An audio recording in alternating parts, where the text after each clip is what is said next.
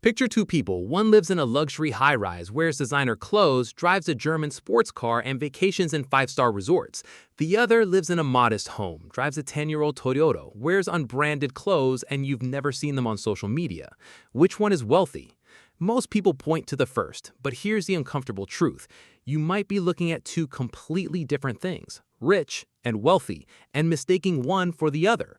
One of these people is financially free, the other might be one missed paycheck away from collapse, and the evidence you need to tell them apart is invisible.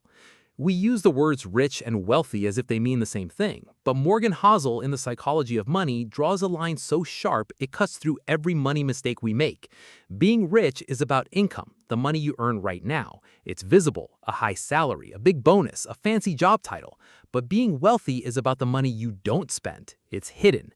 Wealth is the investments growing quietly, the savings that give you options, the assets compounding while no one watches. It's the money you keep, and by definition, you can't see it. Think about that. Wealth is invisible. If you see someone spending a lot, what you're actually seeing is someone moving wealth out of their future and into the present. Every dollar spent stops working for them. The rich show you their income. The wealthy protect their future. Here's where the trap tightens. Our culture worships the rich and ignores the wealthy. Social media is filled with rented Lamborghinis and leased apartments that scream success but whisper nothing about net worth. We see that and feel inadequate, so we try to catch up. We spend to look rich, and in doing so, we destroy our ability to ever become wealthy. Housel puts it bluntly, the only way to build wealth is to spend less than you earn and invest the difference. That's the entire formula. But spending less than you earn looks like nothing on Instagram. Nobody posts an index fund statement. Nobody films themselves not upgrading their car. Wealth building is almost entirely invisible.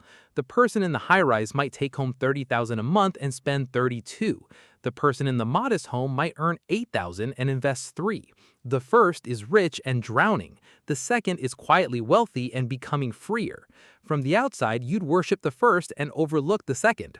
That's the mistake that keeps millions chasing a mirage. This distinction reshapes what you actually want. Do you want the appearance of success or actual freedom? Those two goals are often in direct conflict. The person who wants to look rich spends on cars and clothes. The person who wants to be wealthy invests that money and accepts that their life looks ordinary. Once you stop trying to look rich, you free up enormous money and mental energy. You stop burning cash on signals that don't even work, and you start building the thing that actually matters: control over your time. That's what wealth really is, the ability to do what you want when you want, the power to say no to a toxic boss, the peace of falling asleep without a spreadsheet of worries. Being rich looks loud, being wealthy feels quiet. So how do you shift from chasing rich to building wealthy? First, stop measuring success by what other people are buying. Their spending tells you nothing about their net worth.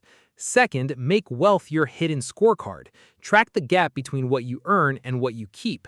Third, redefine luxury. What if the greatest luxury wasn't a car, but a Tuesday morning with no obligations? The ultimate status symbol is the ability to walk away. That's wealth, and nobody can photograph it. Ronald Reed worked as a janitor, drove a second-hand car, and no one ever called him successful. Yet, he died with $8 million. He spent almost nothing on looking the part. He was wealthy, and that gave him freedom. So ask yourself, are you building a life that looks good on the outside or one that feels free on the inside? One is rich, the other is wealthy. Only one will set you free.